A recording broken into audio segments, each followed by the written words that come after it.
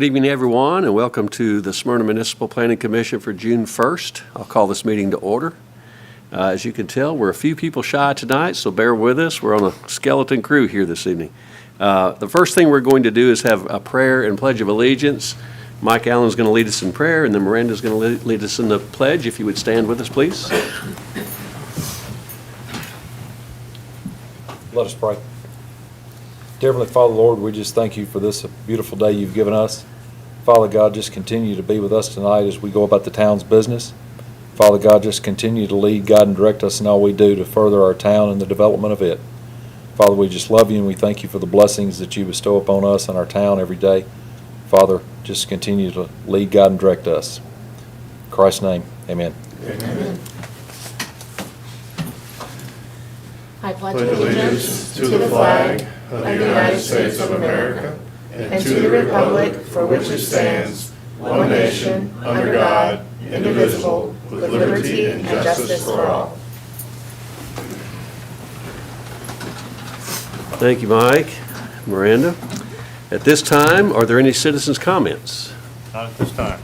None at this time. We'll move on to the approval of the minutes from the May 4th meeting. Council, have you looked at all of the minutes? In order as to We form. look good. Any Chairman. questions from the council members here?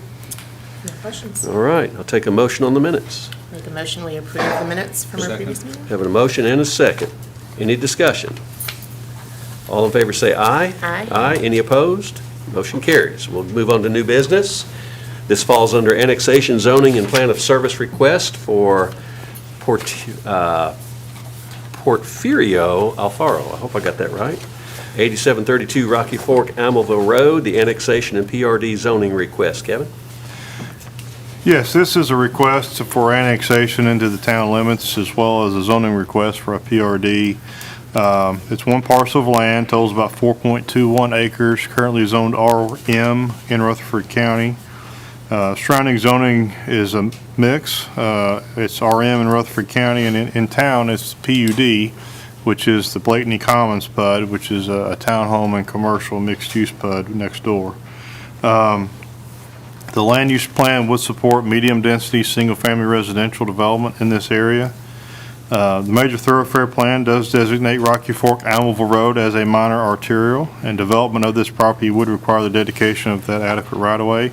It is shown as such on the concept plan.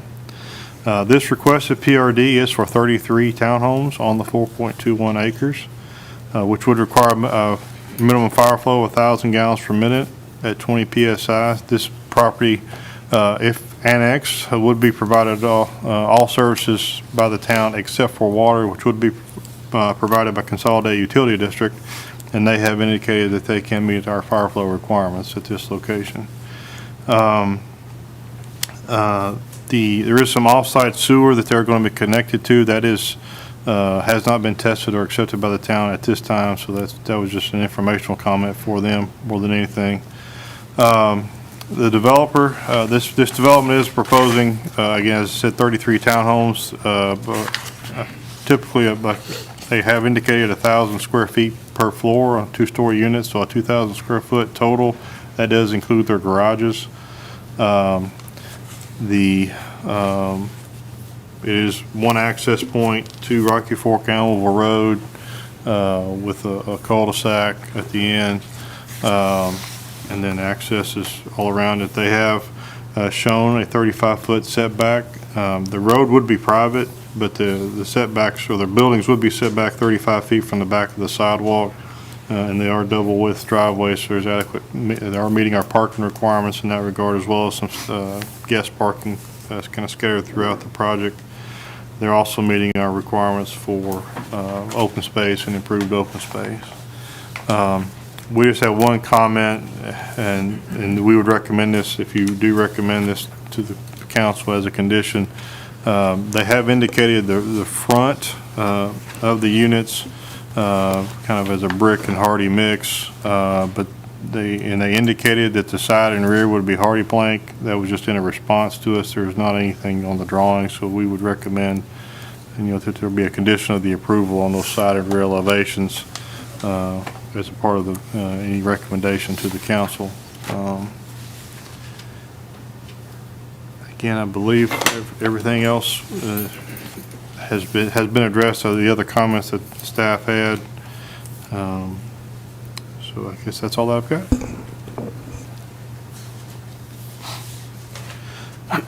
Kevin, any, or Chief's here too, any concern with the one access? There's only the 33 units. There wasn't anything, Mr. Lawrence was on our staff reviews, he didn't mention that. We did have a concern, the original submittal, the radius on the cul-de-sac did not come close to meeting our requirements, and so that has been corrected for the turnaround and the width of the road. It was. And there's no single family mixed in this at all. This is totally, strictly just towns, am I correct? Correct.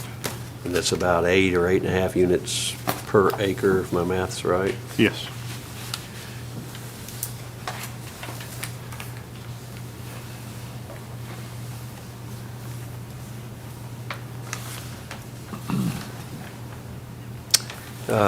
Questions from you guys, any? No, sir. I don't have any. Kevin, it says 2,000 square feet, but that's with the garage? That's including the garage, yes. So the living two-car space is garage. what, 1,600? Well, you got a 25-foot wide unit is what they're showing. So, yeah, you've got probably about 16 or so would be a good guess, yeah. All two-story? Yes. And all two-car garages.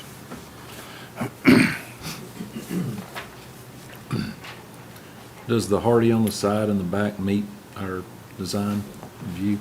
It's a PRD, right? Yes. Yeah, it's a brick, hardy, or stone kind of mix is what we require, so yes, that's fine. But again, we just had asked that be a condition of any recommendation just because they indicated that's what they were going to do, but there's nothing in their documentation saying that other than just them telling us that.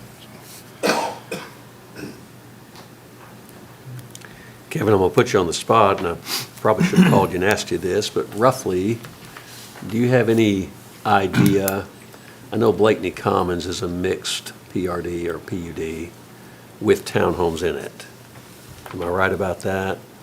Blakeney Commons is, yes, it's townhomes and commercial. Which borders mixed. this property? Right. All right, And then- so do we have an idea of how many townhomes are in there?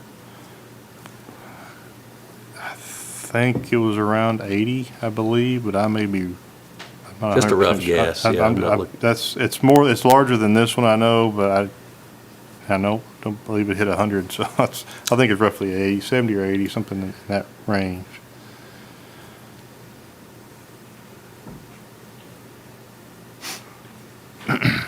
It seems like a lot in one area right there.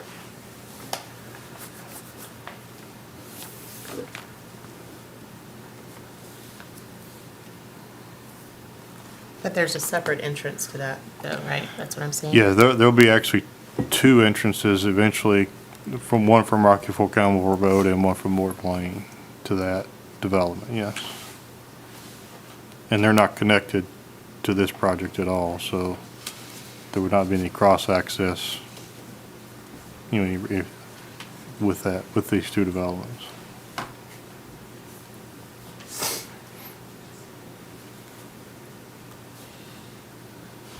How many acres was Blakeney Commons? About twice the size? Yeah. Again, I would be guessing. I know, And it also included, there's actually a part of Blakeney Commons, it's on the other side of Morton Lane, some of the commercial piece of that. Right. Yeah, it was at least 10, it may be as much as 12 or 15 total. And to be But clear, that includes the commercial piece too, though. Yeah. and just to be clear, the request tonight is for annexation and zoning at the same time? Correct. Yeah.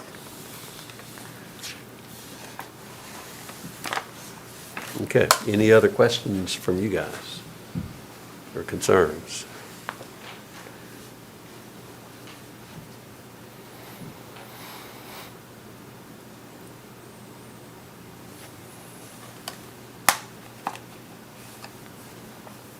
Not hearing any questions.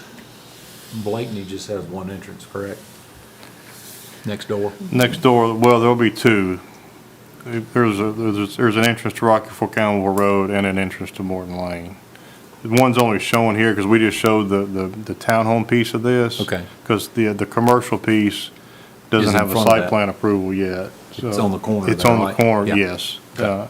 So, but there would be a connection to Rocky Fork Allenville as well as Morton Lane in Blakeney Commons. But only one for this development. Only one is proposed for this development, Okay. yes.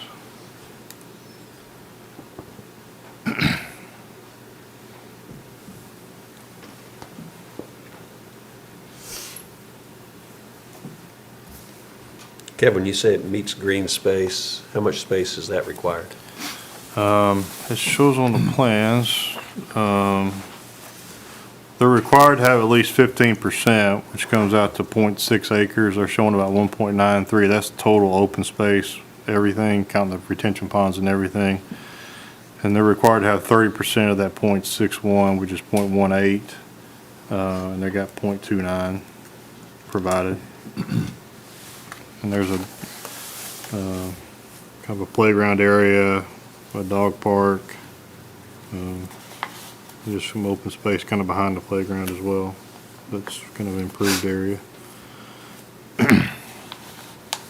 I'm seeing buffering. Do we know what kind of buffer that is? Is that like an A zone? It's a C, C? Okay. yeah. There's, the buffer yard is C on the back, because Oh, I see. the adjoining property is single-family zoning in the county.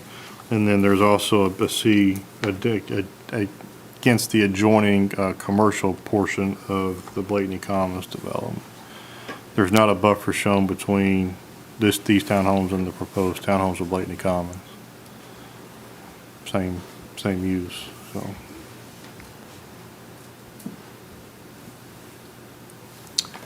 All two-car, all 35 off the road, Yes, all double-wide parking.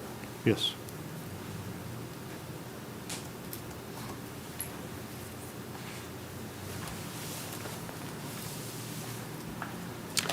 Okay, any other comments or questions? If not, somebody can make a motion. So moved. Is that a move to approve with staff comments? Yes. Do we have a second? I'll second.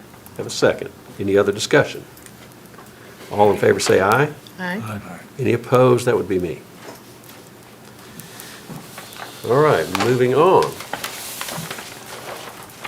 to rezoning request, Ayub Ishaq, Longfellow Lane, a PRD amendment request.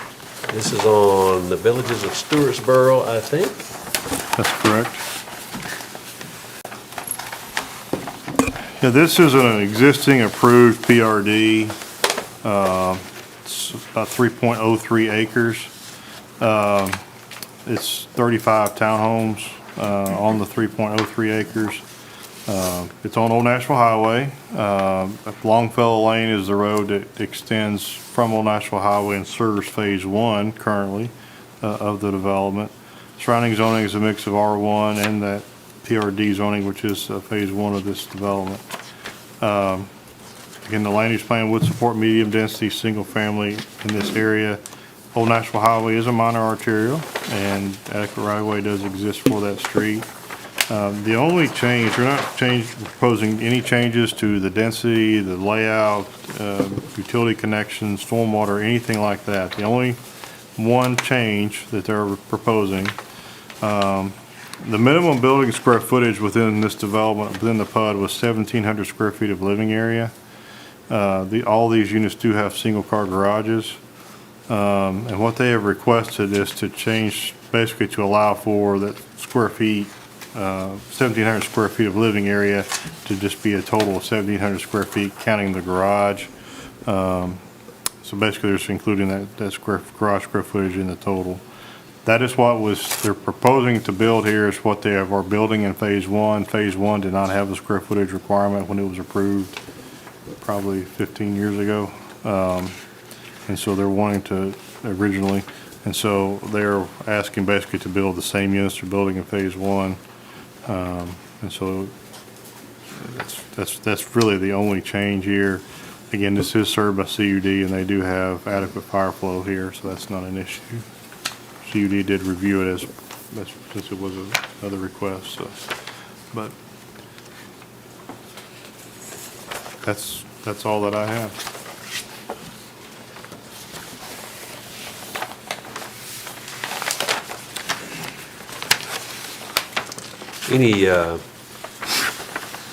Any idea why the change is being requested? Well, they actually submitted their site plan. They were actually coming before you, were intending to come before you with a site plan. And when we were reviewing their elevations with the site plan, we saw that they didn't meet the 1,700 square feet, and so we brought it to their attention.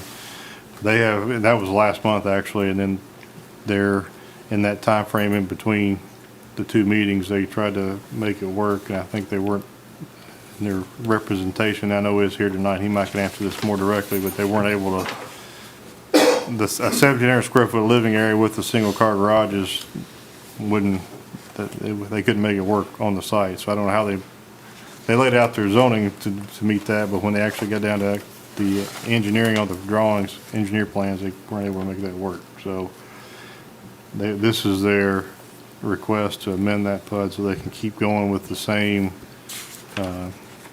number of units and layout and all that they've already had approved. So.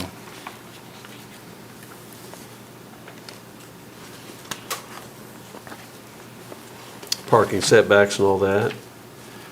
Yeah, Okay. this was approved with our. I remember it, yeah. Before we changed our requirements for 4 spaces per unit. Yeah, this was so the last one, if I recall, was it It not? was one of the last ones, Yeah. yes. And so that's where I have a little concern of changing anything, because they're already getting the old way of getting it done. I mean, our parking regs and everything have changed since this one. Right.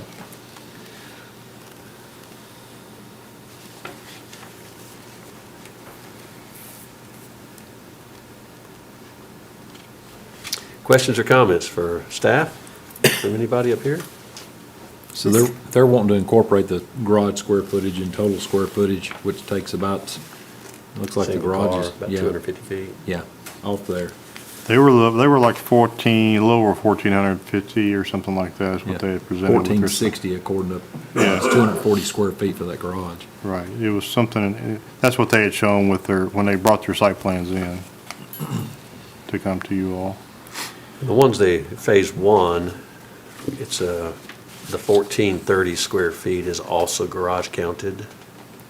I think Or I don't not. know exactly what the square footage is, because again, there wasn't a required minimum when that zoning came through. I don't know exactly what size those units are. I'm assuming it's roughly the same. But they are because it's- counting the garage in their footage in phase one as well, Well, it was at 1,460 plus the garage. plus the garage. Right. But this now, So it would be, they're wanting to build the same units that they're building in phase one to build them in phase two. So they're the 1,460 with a 240, 250 square foot garage to meet the, it was 1,700 total in phase one, so, as well. and so what they're asking is to do the same thing, which would have been 1,700 plus the garage in phase two. Right, Instead, they just want to go back and make it just like phase one. yes. Yes.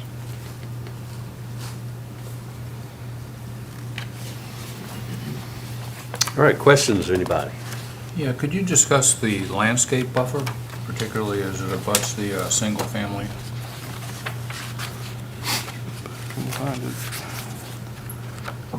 They would be required, as a type C is what they would be required to have, abutting any of the single family, which is on the back side as well as the right back and right side is where there's single family houses. So a type C buffer, which is, it's not our most restrictive buffer. Type D is our most restrictive because that actually requires a berm on top, with the landscaping on top of a berm. That's primarily required with, like, when you have industrial abutting residential or something like that. So this wouldn't be a berm, but it is, remember exactly, but it's a pretty extensive, Is it Evergreen. sufficient, in your opinion, for a visual barrier? yes. I mean, it'll take, when it's planted, it might not be, but by the time it has a growing season or two, it will be, yeah.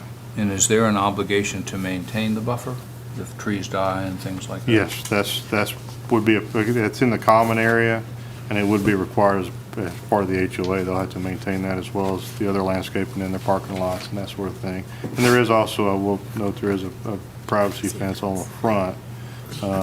So it does provide some barrier for the residents in this property in Old Nashville Highway as well, so.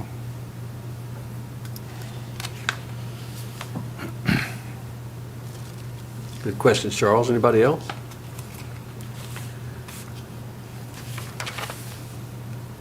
The privacy fence, though, that's not on the front, right? You won't see that from Old Nashville Highway? It's just on the sides and the back? No, it's between, it would basically be, there's the 8 units that back up to Old Nashville Highway. It provides a fencing between them and the Old Nashville Highway, so you wouldn't see the back doors and of those units. So yeah, that's where it would be along Old Nashville. Not, there's quite a distance off of Old Nashville Highway, but it provides some privacy for those 8 units from Old Nashville Highway.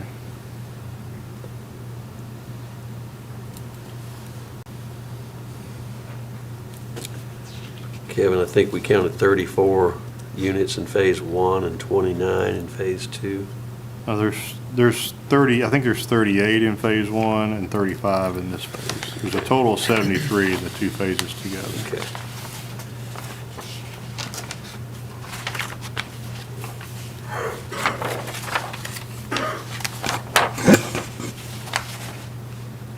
Comments or questions?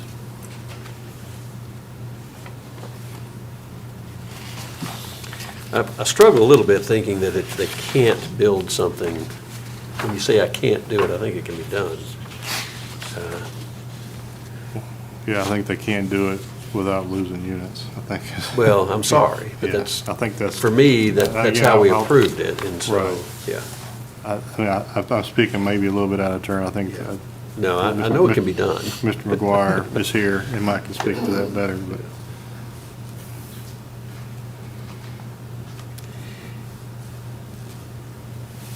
This one's been one that's been ongoing for quite a long time. It took several years before they even started Phase 1. It went Yeah. through several ownership changes and different things for whatever reasons.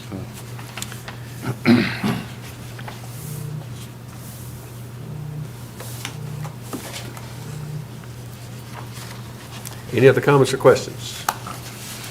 Any for staff? If not, I'll take a motion. I make a motion to deny and for them to retain the 1,700 square feet original approval. Keep the original approval. Keep the So original we have a approval. motion to deny with keeping the original approval in place. I'll second. We have a second. Any other discussion? All in favor say aye. Aye. Any opposed? That's been denied. All right, moving to Josh Hooper with Beacon Properties, Rock Springs Road at Addison Drive, rezoning from R3 to PRD. Yes, this is a rezoning request along Rock Springs Road. It has the property that is, or a portion of the property that's been requested would have some frontage on Rock Springs Road. But the actual, most of the property that's been requested for rezoning actually would not front onto Rock Springs Road, but have access through the Hunters Point and Johnstown developments off of Addison Drive. Is where their access would be currently. But they are proposing additional access to Rock Springs Road. So surrounding zoning is a mix of C4, R1, and R3. The land use plan would support medium-density, single-family residential in this area. Rock Springs Road is a collector on the major thoroughfare plan and does have adequate right-of-way already there. This requested PRD is for 54 apartments restricted to age 62 plus. It's about 5.62 acres that have been requested to be rezoned. Again, it's a portion of, there's two different parcels here, and it's a portion of two different parcels, but combined would be the 5.62 acres. This development does lie, or it does include property that lies within the floodway and the 100-year floodplain. The buildings that are proposed do not, or the building, the initial building, the apartment building, and would not be within any of that floodplain or floodplain area, but it is adjacent to it. And so we asked for them to look at a study for that, as well as the new roadway, which would connect to Rock Springs Road, which would entail a new bridge across the Rock Springs there. And so we did ask for a study for that, to look at the effects it may or may not have on the floodplain levels in that area. We have received that. That is in review. Couple of questions or comments that are just informational, that because the fire flow requirement is 1,000 gallons per minute, but the apartment building must be sprinkled. And so because of the fire access, it's a 3-story building is proposed. We do have to have fire access within 100 feet, 150 feet rather, of all points of the building. They did propose some access points there. The fire department does have some concerns with the turnarounds that are there. So that could be addressed if this is approved at site plan, but we did want to make them aware of that we do have some concerns with the turnarounds that are shown, and they may have to make some modifications for that. They did show a kind of a garden, what they call a garden building. We'd ask for some information about that. And so they have shown that now. It's about a 900 square foot building, just kind of to store all their garden tools and implements and lawnmowers and that sort of thing. It would be constructed to match the building.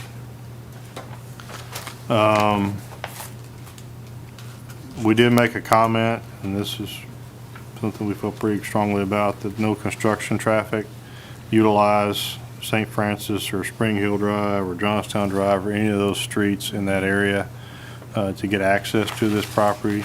And so that would require that bridge be built kind of as a part of in the beginning, and so that all the construction traffic could come directly from Rock Springs Road into the site and not utilize those neighborhood streets. Lines up with Medical Park as well. It does line up with Yeah. Medical Park, directly across from there, yes. They are proposing, again, that a large, I don't know it's probably the majority of the property it's all under one ownership. It's two parcels, but under one ownership. A large portion of that would remain single-family zoned. They are proposing some lots that are single-family, similar lots to R3 minimum lots, as well as, and then there's some open space shown that could potentially also be single-family lots. We did have a concern about that, just because it's a large amount of land that's not included with the PRD. Their revised documents we received this week, since this packets went out, all of that area would be under one ownership and would be owned by the same people that would own the apartments, and so it would be maintained by them unless it gets developed as single-family lots, and obviously that goes away as it becomes lots. But any area that is left that would be common space would be owned by the same ownership as the apartment complex. That was our concern, is long-term maintenance of that area. And so that would be on the ownership of the apartment building. You've got that in your comments. That was in our comments, but Yeah. that's also in the revised packet of information, which is in front of you. Right. As well. And if it's as recommended, it would go along with into the ordinance if the council approves this. So I believe that's that's all that I have. Again, their representation is here with the developer, so if you have any questions of them that I'm not able to answer, they are here to answer those questions as well. So a couple of things, the bridge you mentioned would have to be built early, right? And give access to Johnstown and everybody else, Right, correct? right. Certainly, that would provide a secondary Yes. access for all those neighborhoods that currently have to use only Spring Hill Drive or go back to Old Nashville Highway. But our main, which is all positive in my mind, just from a safety, public safety access and all those things, we did feel pretty strongly we wanted to minimize or basically eliminate the construction traffic through those neighborhoods while Sure, this is yeah. under construction, certainly with earth moving and drywall or whatever comes through there, so.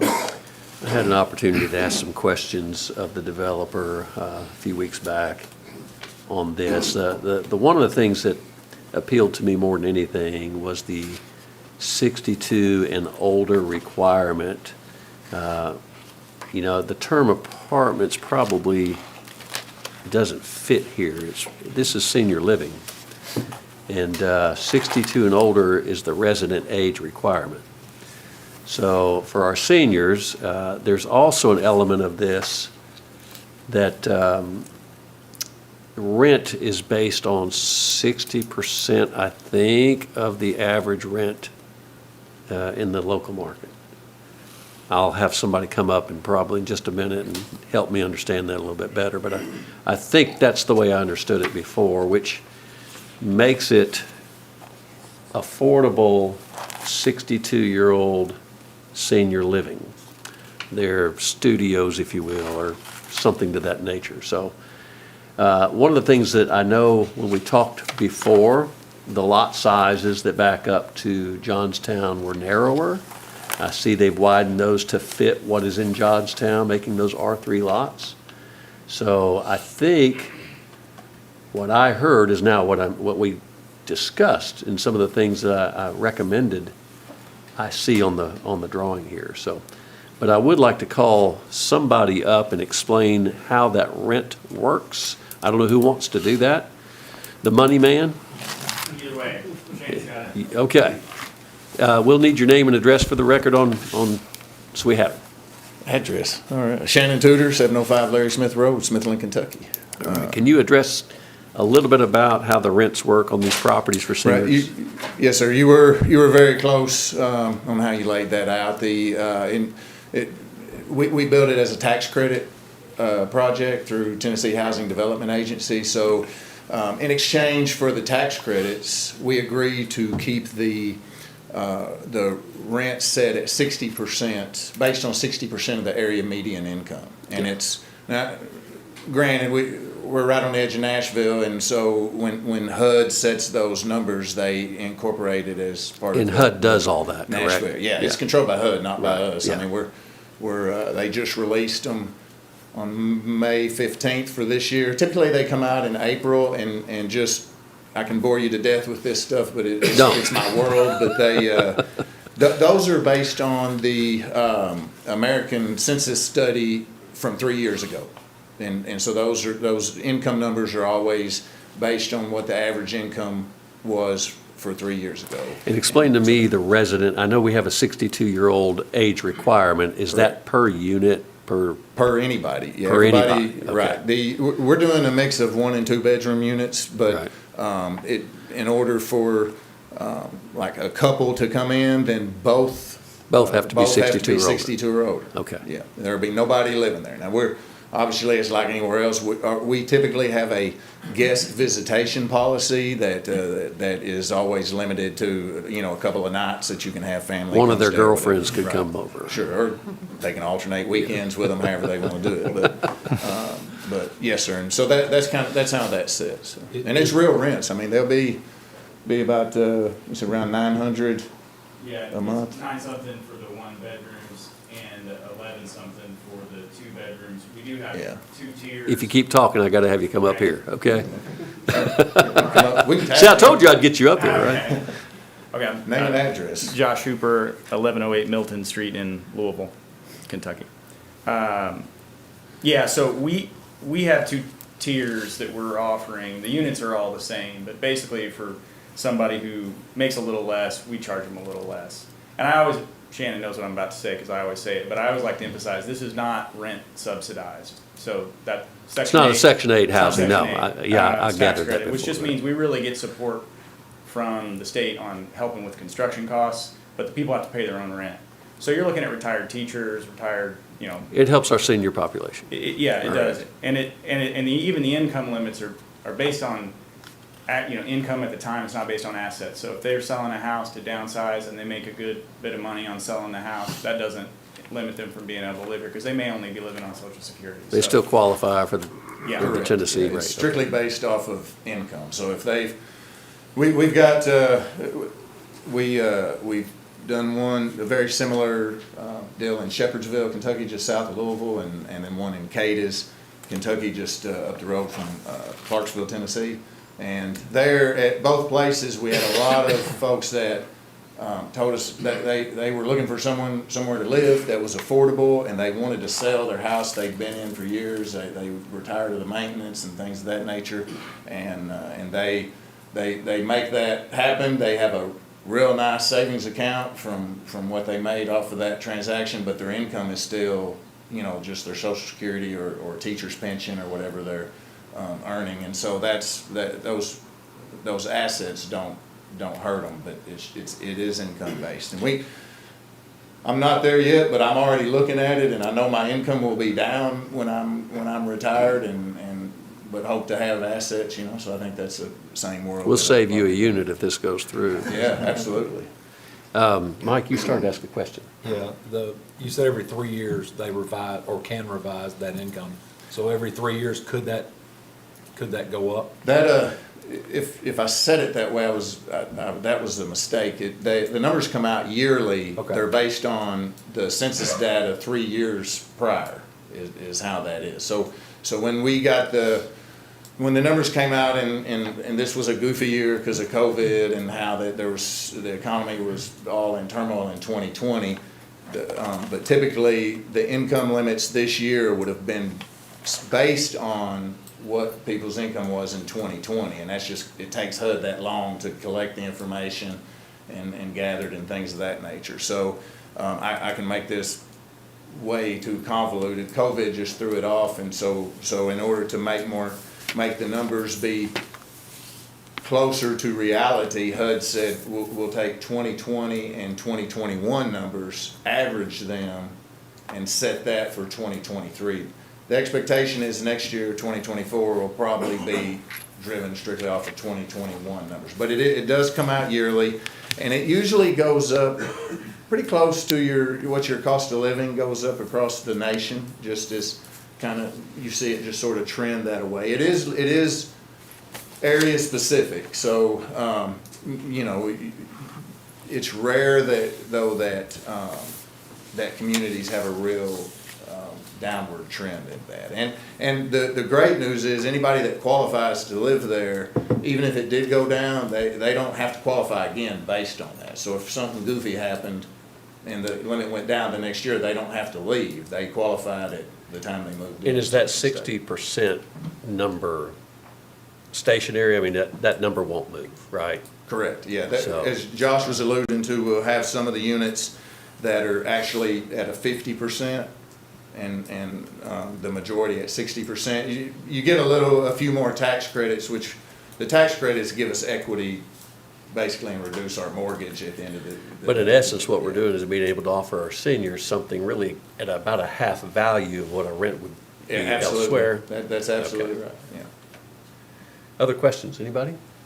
Three-story building. It's a 3-story unit building, I believe, is it not? Yes. All elevator? Elevators. Correct. Yeah. Have you done any line of sight analysis in terms of the visual buffer from the surrounding single family? I have not. Do we need Rob to come up on this name and address? Good We know evening, Rob. Walton with SEC. No, we have not done any line of sight studies on this. With the oddity about this property is that between our property and Jonestown and Hunters Point is another parcel of property that's not ours. With that property, there's also some trees incorporated in that boundary between us and Jonestown, so the existing vegetation is there today. But we're also required to plant a type C buffer along that property line as well. So you can see that in the diagram, that pretty much every frontage except for the western boundary of the development has that type C buffer on there to, be planted and over time grow and provide that line of sight breakdown on that side of things between us and the existing properties. But we do have another property owner in between us and them that we don't have control over in regards to what happens to that. That's why we're required to put this buffer in, because of the change in the zones between the properties on that side. So if that property owner between us and the existing subdivisions ever did something with those little slivers of land, we would have something in place to take care of mitigating any visual indifferences between us and the existing homeowners. The land between the end of that development and Hunters Point, that strip, it's not big enough to build anything on it, is it? I mean, once you get just setbacks and kind of no everything in man's there, land. yeah, you're probably, it's just more or less just one of those oddities when parcelage was broken up over time, that, you just thought that these little slivers were left in there. But once you do put setbacks in there, especially that one that's in there along Jonestown. Probably couldn't put a you tiny can't- house on it. You couldn't get anything Yeah. in there, honestly. The creek where it's R1, I know from there, the floodplain probably takes up quite a bit of that R1 parcel. Yeah, if you look in your revised packets on the plan there, this is the plan that's on the screen is from the previous packets on that Right. side. We revised that to show you guys, where that floodplain line is, where the floodway line is. As Kevin alluded to, we did do a flood study on that. It has been sent to Tom Rose. Tom has been reviewing that already on that side and has asked some questions back to our engineer on that side of things. So far, the flood study has showed no impairment in regards to that, putting that bridge in there, that crossing on that side, so the sizing of that bridge is correct in regards to allowing that flow to go through there, so we're not impairing flow upstream or downstream of that bridge on that side. So the majority of that R1 property is gonna stay common open space, So would it be buildable? Because that's not part of y'all's parcel, right? It's not part of the PUD or it's part of the PRD, but it is part of the ownership, like as Kevin said. Okay. Their ownership group owns all the parcels, and as it gets cut up into pieces, the senior living facility will have its own lot of record, and then the Okay. rest of it will be left as other parcels on that side, which they will own and maintain. And that's what was one of the caveats we put in the revised packet, was more or less some conversations that Kevin and Josh and I had this week. We added that back in there to stipulate how that property would be maintained so that it would not become a derelict looking property. It would be something that would be appropriate for the area and for Smyrna as well. Sure. Then there's 7 single-family sites on that parcel. Yeah, so Back more or up, less, okay. yeah, we just more or less kept the same lot lines that were on the Sure. adjacent properties and just extended those back across so they meet the same R3 requirements and size and setbacks. Question for Kevin. Would this, with coming in there, or is it a future traffic light there? I mean, I think we have to look at it after, Yeah, we did it, after it's what? there and.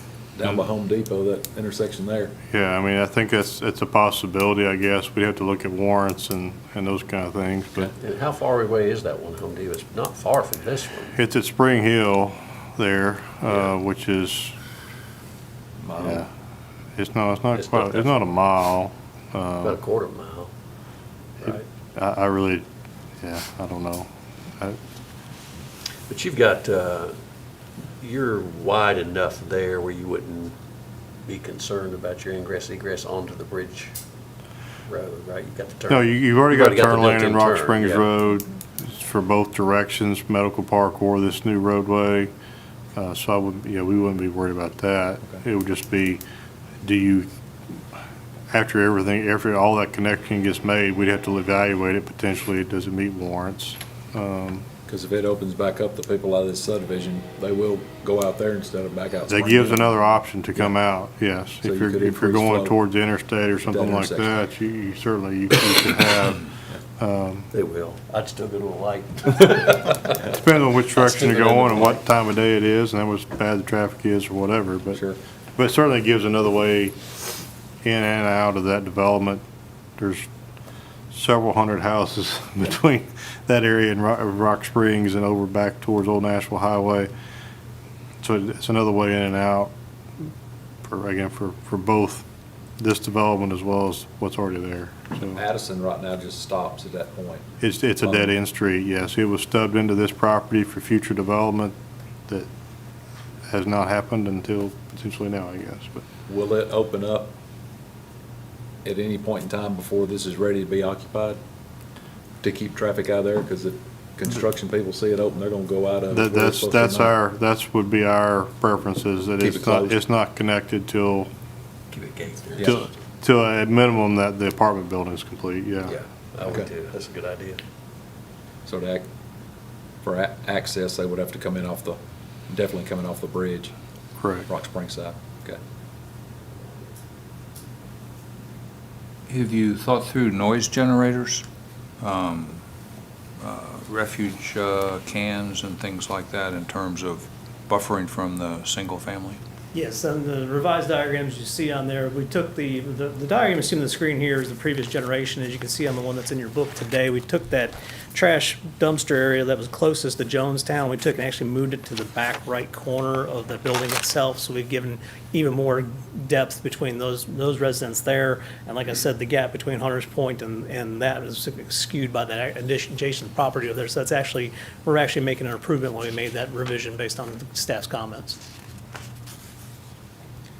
Kevin, is that 8 residential lots that I count?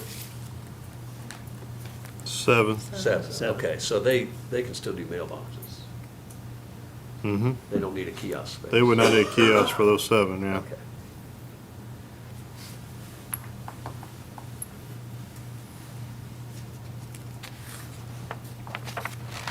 And we'll get to take a look at the architectural when at site plan. At site plan, I mean, they're committing to, We see samples in here. and Materials, I like the of- samples, but yeah, it's a brick, brick, stone, kind of, and fiber cement, some variety of fiber cement, is what they're showing. Those would be the materials that it would be. The specific architecture of the design of the building, we would see more at site plan, but they are committing to those materials. I think when I talked to them before, I challenged them to make that look as lovely as they can. I think the illustrations we have in there are pictures of the Depot District buildings on that side. I recognized so- them really quick. So, yeah, so we were really trying to make certain that we kind of keep that with that, Yeah. that whole character that we're trying to see promoted Yeah, here. that would be great. Any other questions for Rob? Thanks, Rob. Thank you all. Questions or comments for staff?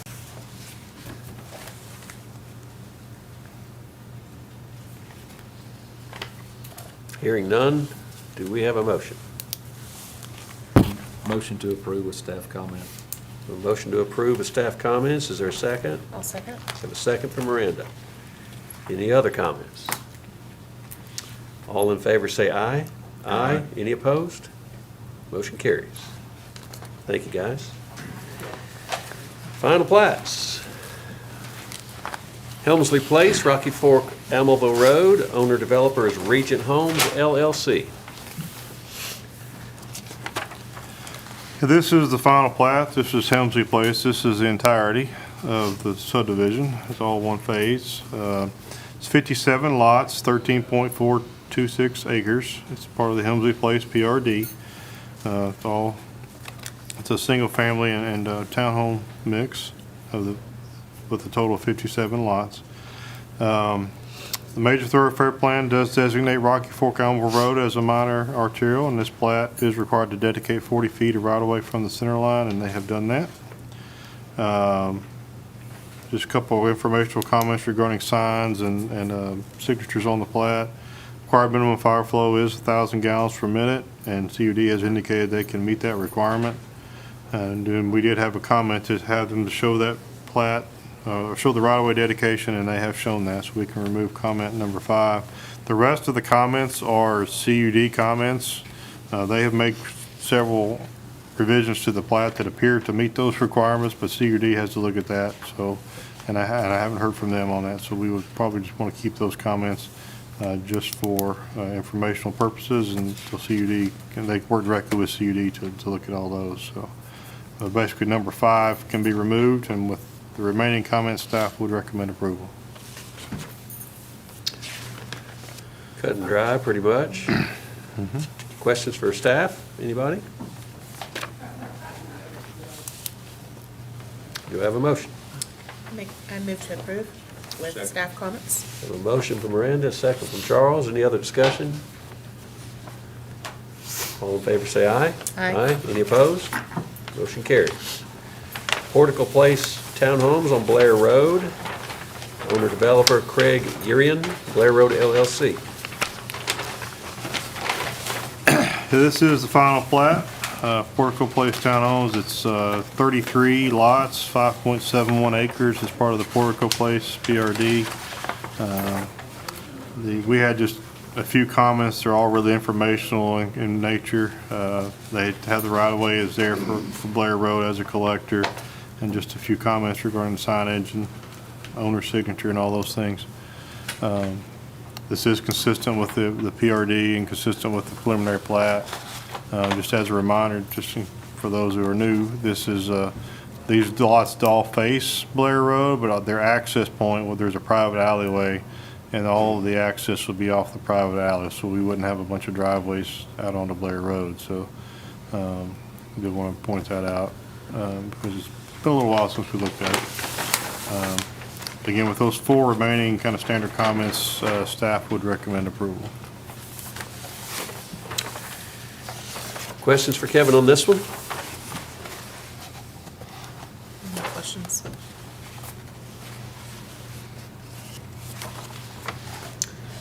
Four comments, that's all we had. That's a good one. Do we have a motion? I move to approve with staff comments. A motion from Miranda. Do we have a second? Second. Second from Mike. Any other discussion? All in favor say aye. Aye. Aye. Any opposed? Motion carries.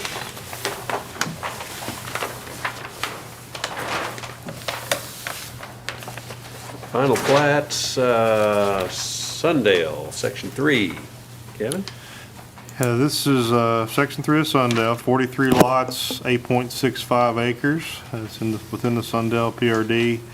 Again, 3 very standard comments that are left. This is it's just extending 2 existing streets within Sundale. It's just their next phase. Again, it is consistent with the PRD and consistent with the approved preliminary plat. So with those remaining 3 comments, staff would recommend approval. This was all done before our parking ordinance was in place as well, isn't it? That's 20-foot true. setback. So the setbacks, Yeah. here are only 20 feet, but it is. That we cleaned that up.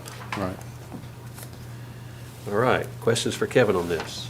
Who came up with the street names? Just kidding.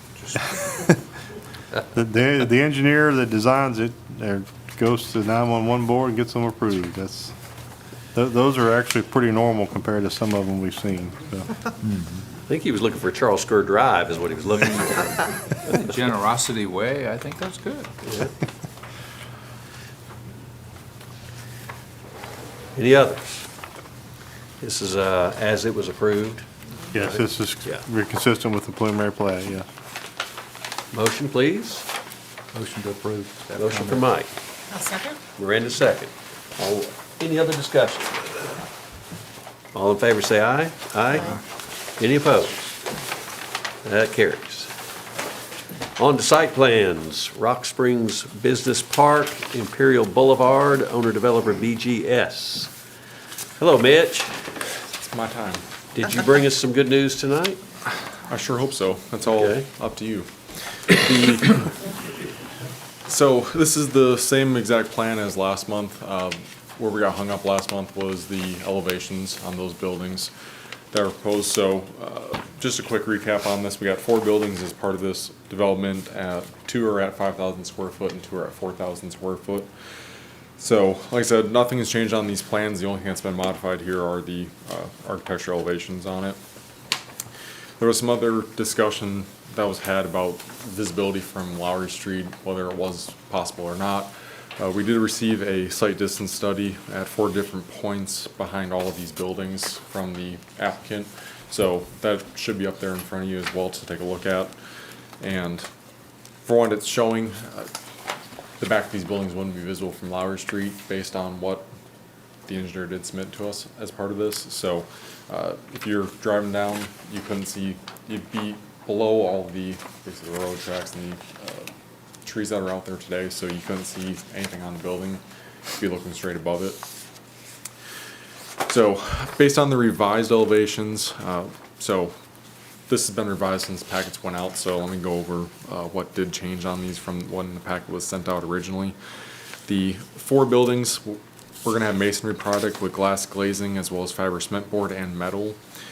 The design review does require the building facades visible from public streets shall have at least 75% primary materials. The front elevations on both of the buildings would not meet the 75% requirement. Those are at 73% currently, so based on last week, they've even bettered it from what they had submitted us to us originally. So the sides of the buildings, both meet design review now. They were last submittal they had to us last week had I believe a 4-foot strip of hardy plank that was above the brick. So you had 14-foot brick, 4-foot hardy, and then you had the top of the building on the sides. So now made the entire side of the buildings with brick and masonry product. On the one side of the building, so you have one side on the 5,000 square foot and the other side on the 4,000 square foot buildings, just based on the way the buildings are set in the drive aisles. You have a roll-up door. It is composed of a wood look-like material. I believe it was metal last month when it was presented to you, so the material has changed, more of a presentable material, the way it is presented today. So the back of the building still remains all metal, and based on that percentage material, approximately 18% of the 5,000 square foot building would be entirely metal, and 20.64% would be entirely metal on the 4,000 square foot building. Design review only allows maximum 10% metal for buildings not in a residential district, so that does exceed what design review allows. Just in a recap here, both building designs, the left and right elevations meet design review. Building front have 73% primary material, 75 is what's required by design review. Rear of the buildings have entirely metal and exceed design review for the total amount of metal for the entire buildings. So, a quick recap on the design review for that. Standard comments 1 through 6 would all remain. We have a couple extra staff comments this month. Staff comment 1 is regarding TDEC submittal for utility plans, more of a standard comment at that point. Comment 2 is regarding traffic study. There was discussion last month regarding whether a traffic study should be required as part of this, so comment was made and note has been added to the plans for that. Comment 3, depending on what the tenants plan on storing in these buildings, fire suppression may be required for it, so more of a standard comment, but a note has been added to the plans for that. Comment 4 has been revised, and that does pertain to those architectural elevations. So the comment reads now to revise the architectural elevations to meet design review. The amount of metal on the overall building exceeds 10% set in design review. The front elevations do not meet design review for the 75% due to the faux wood garage doors and the hardy on the front. The elevations should also be revised to reflect that the 4,000 square foot buildings will have a garage door on the left side, not the right side. So as I mentioned, depending on which way the buildings are situated and the drive aisles, one of them will have a garage door on the right, one will have them on the left. Comment 5 regarding a dumpster enclosure elevation, they were not submitted, so we just asked them to provide a detail on that. And then comment 6 was regarding a sidewalk along the front of the building, or front of the development along Imperial Boulevard, and they have done that, so comment 6 can be removed. 1 through 5 will all remain. We've just revised comment 4 to match what they have submitted to us most recently. And with that, staff recommend approval with those remaining comments.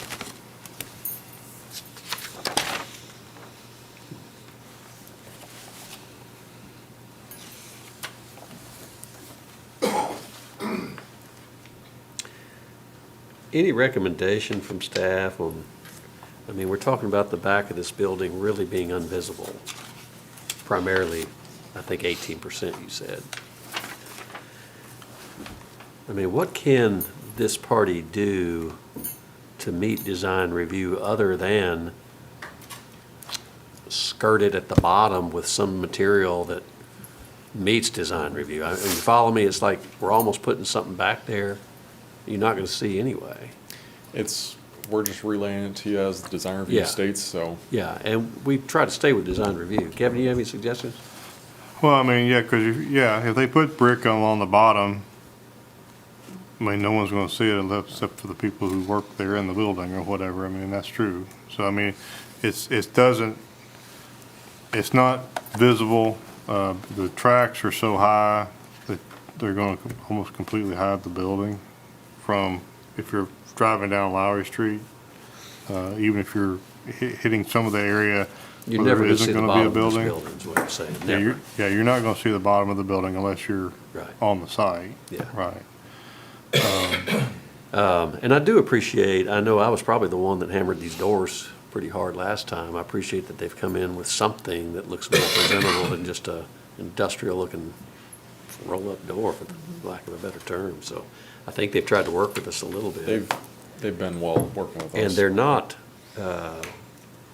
tell me again, the front elevation, because of those faux wood doors, is a little short of meeting design review, am Yep. I right? Correct, because it's not one of the brick. Because it's not one of the It's not brick, materials. stone, or glass. I mean, I don't know if we're splitting hairs here or not, trying to get a building done. but- It's just what design review says. so Yeah, that's all I is. get it. Yep. But you all have the We have the authority, authority. you have the authority to approve it as they've submitted it. It's at 73%? Correct.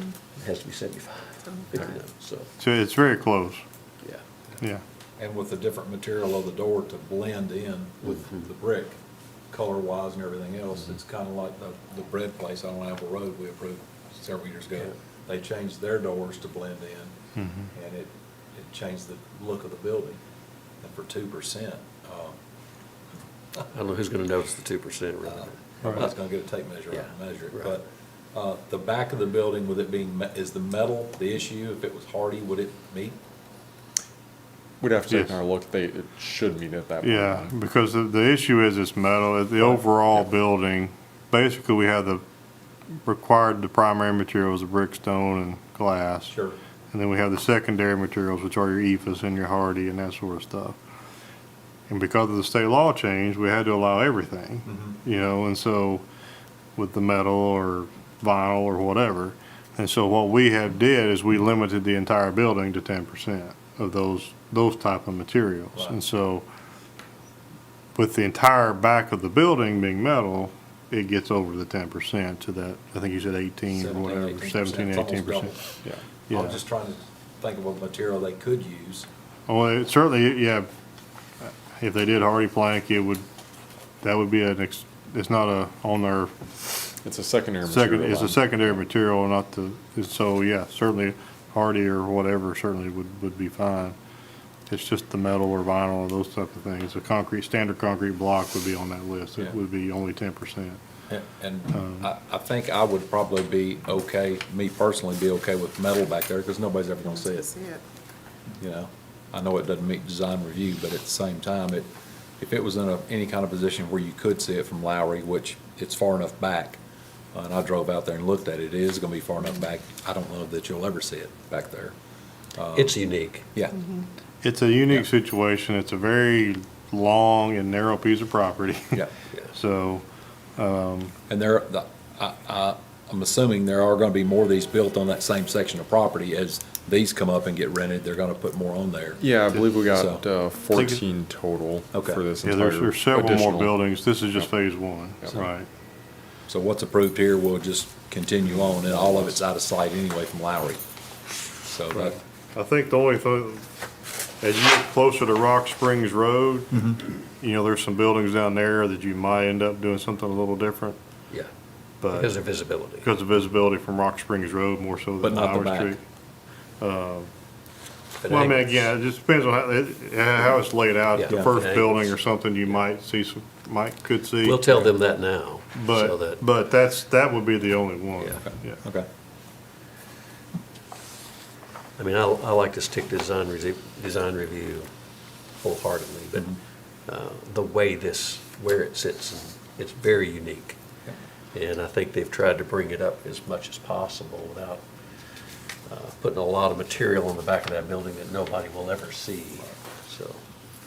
Well, and this commission has, in the years past, We've done a few. we have, has, I think we mentioned the movie theater last month Where or all the whatever. rock was I mean, behind it. with all the rock wall behind it. I Yeah. mean, this commission has certainly made that decision in the past, and I think it's It's fully common within sense, really, I think, but, within your power to do that. yeah. Any other questions for Mitch or Kevin?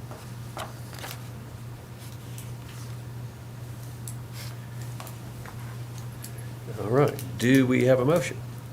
A motion to approve. To approve as presented with staff comments? Yes. Is that how the motion needs to read? That's correct. Okay. Well, and as presented, Removing. removing design the review requirement, removing Yes. those design review requirements. As presented, removing. But the as design the review. project as presented Yeah. from, right, with those, and then so That's what he basically. meant. Yeah. So 1 through 6 under standard, and 1, 2, 3, and 5 under staff comments, basically. Yes. Yeah. All right, we have a motion.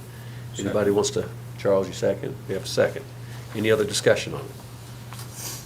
All in favor say aye. Aye. And any opposed? That carries. Thank you guys for getting that taken care of for us. Thank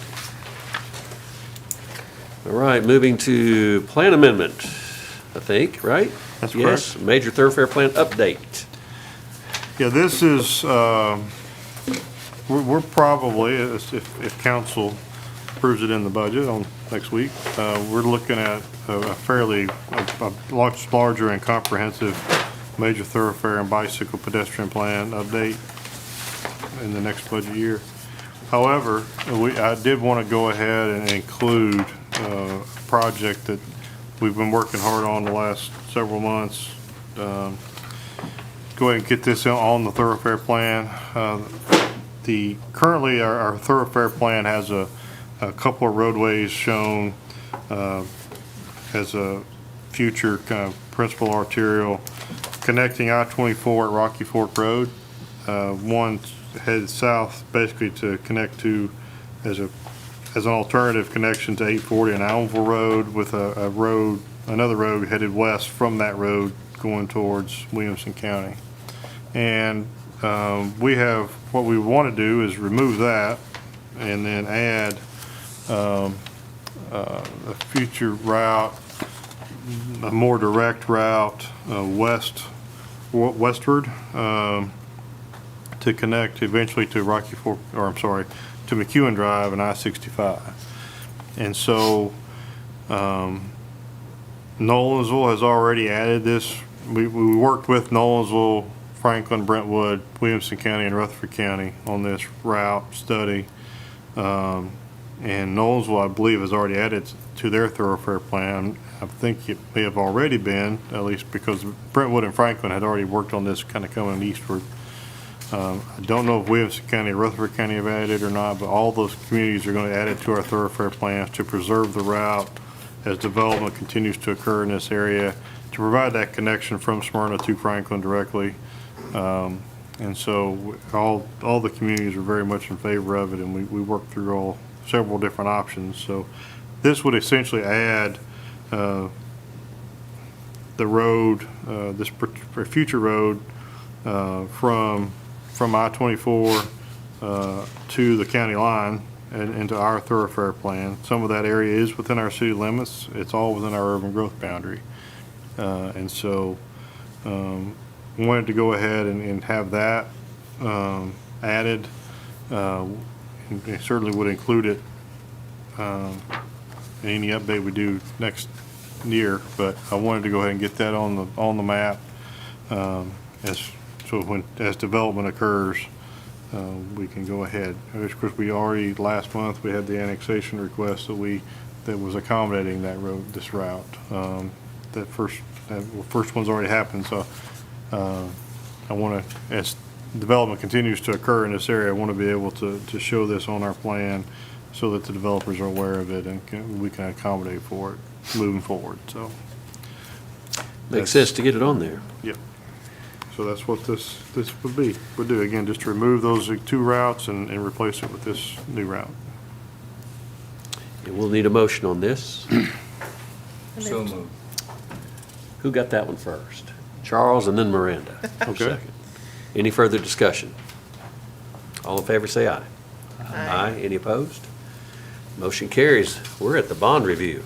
We're at bond review. That feels thinner. It's a lot thinner this month than last month, yeah. We only had 4 this month. First one is a small bond for a small sewer line extension. Talked to the developer, that will be done this year. And so I do want to go ahead and extend that 6 months to get that, so that developer, they'll be finishing that up this year. Alta Vista, this is a maintenance bond. This is the end of the maintenance period. I did talk with the developer this week after the packets were delivered. They're going to get everything done this week. He said the end of this week or early next week. And so but this has a July 10th expiration date on it. I feel pretty confident they'll get that done this week and we'll be able to release that one. And so we can move on from that one, assuming they do what they told me it would do. Derby Run, Phase 1A and 1B, this is one we've only had a year. They're about 57% built out there. Did not hear back from that developer, but we would, since we've only had it a year, we typically will extend another year. And so, especially since they're still got several lots to build in those 2 sections. So we would recommend a 1-year extension there. And then Stone Trace, which is this was a re-subdivision of Lot 3 out there. This was just a sewer bond, a sewer line bond. Everything's done. The Utilities Department is satisfied with it, so we can release that one as well. That's our recommendation. All right. We just need a motion on this one. Move to approve with staff comments? Miranda's motion, Second. second from Mike. Any other discussion? All in favor, say aye. Aye. Aye. Any opposed? Motion carries. All right. I think we're there. Do we have any staff comments or comments from the gallery? Chief, anybody? Don't have any. They all shaking their heads. Anybody on the commission have any comments? All right, we are adjourned. Thank you, guys. Thank you.